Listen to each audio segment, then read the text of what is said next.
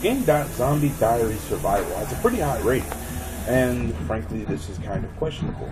I think it's probably because early on in the game they managed to rate this game. Why they do it so early, I think, is probably because A, they want to rate the game so that people play it and keep the ratings high, as well as they want to review the game to give it a positive one. If you wait too long to review this game, you will give it a negative one. When in fact I first started playing this game, I gave it a 5 out of 5, because it was very fun. The game is fun, it's dynamic, and until you realize there is a ridiculous curve to this game, it's impossible to really play successfully, as even the most powerful weapons of the game seem to be for some reason so underpowered. For example, anything other than an assault rifle or a rapid-fire weapon in this game is pretty much useless. It's not because the game is poorly made, it's just the game is poorly balanced. The enemies are far stronger than you, except for the smaller zombies, and the rate at which they spawn is ridiculous. There's no way to actually continue to keep playing this game. Around level 20, or day 20, as this game does have a day system, which is a cool feature in the game. Days are more equated to levels, and instead of gaining experience, you just actually have to complete the task you have. The more days you survive the zombie apocalypse, the worse the zombies get. More monsters show up, more often encounters with bosses, and basically just harder.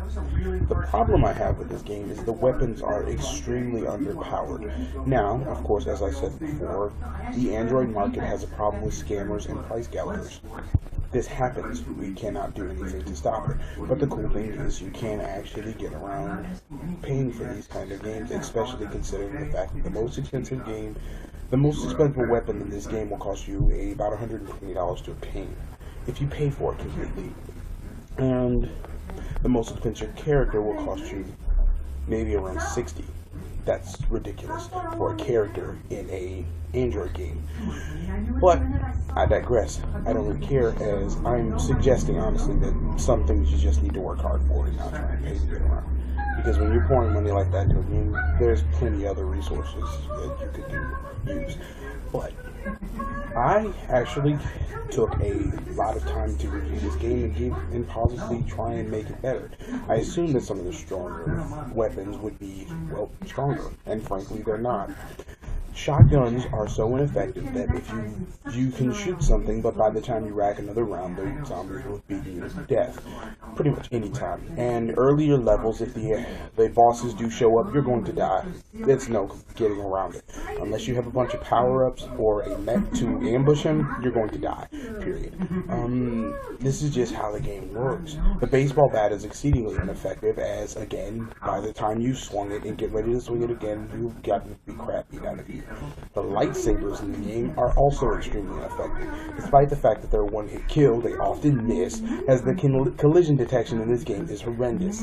It's very easy to die, very easy to get hit, very easy to just, for some reason, just get struck, die, and then wonder what hit me when nothing was near me. This happens because the game has a very horrendous collision detection problem, and because it's a rapid spawning game, no one really realizes it. You don't really realize it until you use a melee weapon. That's the problem. The melee weapons, the lightsabers, which are pretty much about as strong as the most powerful weapons in the game, do nothing to these things because they strike so slowly. A lightsaber is not a heavy weapon. There's no reason for it to strike so slowly. And because of that, you get beat to death every time you try and use one. It's just not entertaining. At the beginning, this game will seem like it's very fun, very entertaining, and very well balanced, until you get to the later levels where suddenly there's 3 or 4 monsters instead of zombies spawning at the same time, and you realize you have no way to kill them. In addition, some of these zombies actually have distance attacks they can use on you, and pretty much none of the weapons really have penetrating damage except for 1 or 2. And those are the weapons, again, that function so slowly you will have gotten beat to death by the time you can use them. Finally, this is the 4th time that I've tried to review this game, and I'm happy to be finished with it.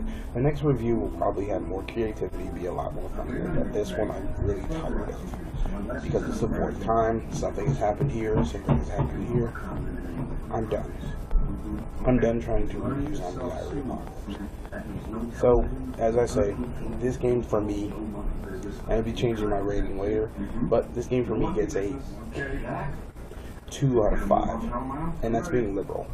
It's being really nice, because it doesn't deserve it. This is Androidgamereview. I'm on tables.